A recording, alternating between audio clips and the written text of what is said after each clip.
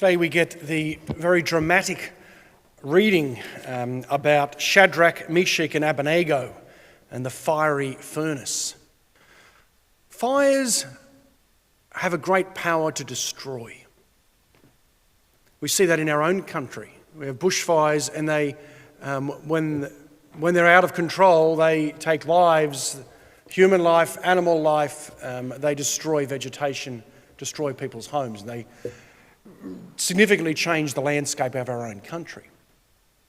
But what I've noticed in my experiences of bushfires, that after a bushfire there is a great renewal that happens of our land. It's quite incredible to see it happen in the months and even the years that happen after a bushfire. Things seem to grow and come back stronger in our country, both in terms of our community, but especially in terms of the environment, in terms of the vegetation. Fire in the scriptures is sometimes used for destruction. Fire is also used, as we have in this first reading, as a fiery furnace where they put things in to then form them, to form steel, to form brass, to form gold into different objects. And in a pagan context, they would put items into these fiery furnaces to create brass or gold statues, which would then become the focus of people's worship. And here we have Shadrach, Meshach and Abednego who've been told, worship these bronze statues, not of your God, but of the gods of the pagans. And they said, no, we wouldn't do this. And so they're placed into the fire to be burnt themselves. At different times in the Old Testament, there is fires that are used for burning offerings to God.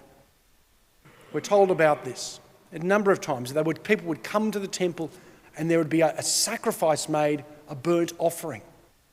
Here we have these three who are put into the fiery furnace, not as a burnt offering, but as a punishment. And what becomes of them is a witness to renewal and not to death. We're told that they see like a son of God walking amongst them. The fourth looks like one of the sons of the gods. Within the fire, Shadrach, Meshach and Abednego are not destroyed, but they are purified for the work of God.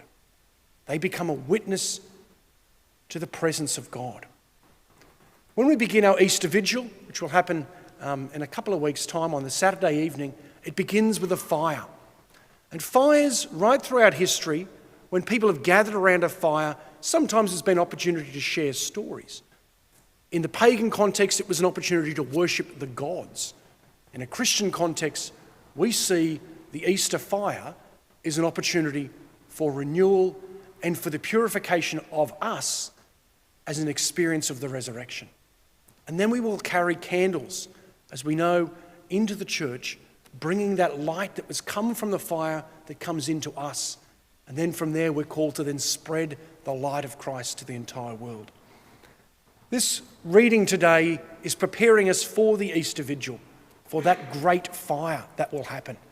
There's only one great fire that we have every year in the church, and that's at the Easter Vigil. And this reading today is getting us to start to think about the importance of this fire, what this fire does. It doesn't bring destruction. It brings purification. It brings light and warmth and a new hope. Let us look forward to the Easter Triduum, to our salvation that comes through the mysteries of Christ's death and his resurrection.